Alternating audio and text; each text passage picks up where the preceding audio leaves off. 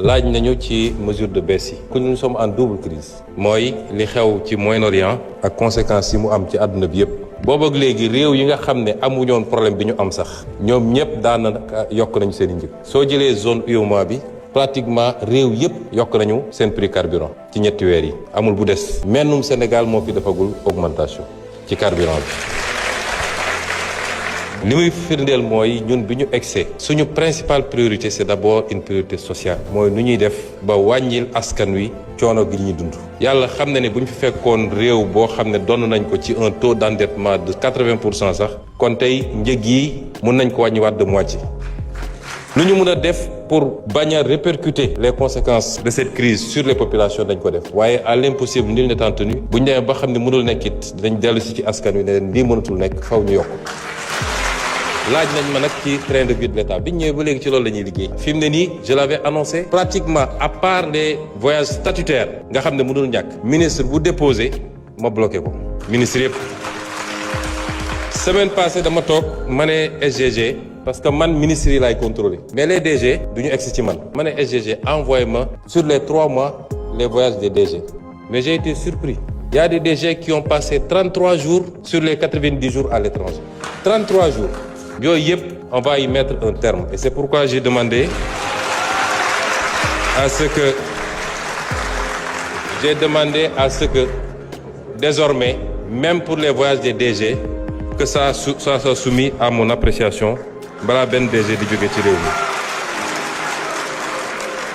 laaj nañu it ci mbirum loi bi nga xam ne wote nañ ko fii. loi bi man maa jël initiative. la loi par essence est impersonnelle une fois qu'elle est votée nag. li ma wax ma insiste ci une fois qu'elle est votée ki ko voté ci boppam s'il est sous le coup de la loi sera appliquée de manière totale impartiale et sans hésitation.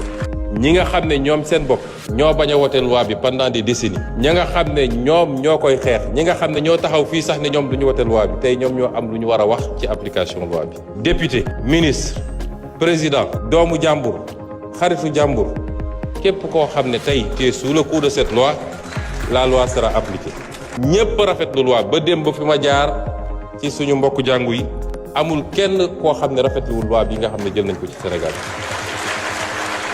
yàgg nañ fee jàpp nit ñu def pression ci procureur ne bàyyi leen ko daggal ko billet mu génn réew mi. kan fii moo bëgg doomam mujjee foofu. ñi mu dal sax ñoom seen bopp ñoo ngi naan lii nattu la mënuma ci dara waaye maa ngi bëgg a tuub.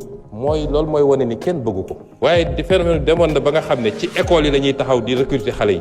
bu ñu réagir woon dañuy xëy yeewu ñun ñëpp kenn ku ne ñu ne la sa biir kër sa nangam ma nga ca. cette loi si elle doit être renforcée même elle le sera.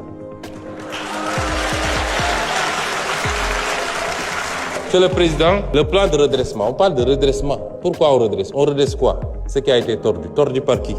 Par ceux-là aujourd'hui qui se permettent de nous demander des solutions. Je vais vous dire mes solutions. En dehors de ce que je viens de dire, l'une des solutions, c'est que ñi fi def dette cachée, ñi fi piller le pays, ñi fi enrichir, ñi fi détourner, commençons par les mettre tous en prison et à leur réclamer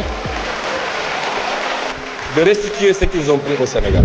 li ma bëgg a wax foofu monsieur le président pour daaneel te maa jël engagement bi fii en tant que premier ministre.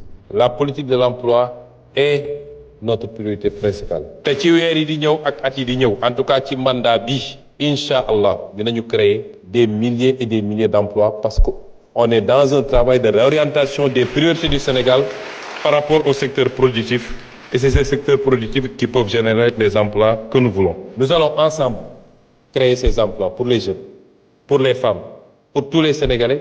Je ne peux pas garantir à tout le monde un emploi, mais des milliers d'emplois seront créés, Inch'Allah.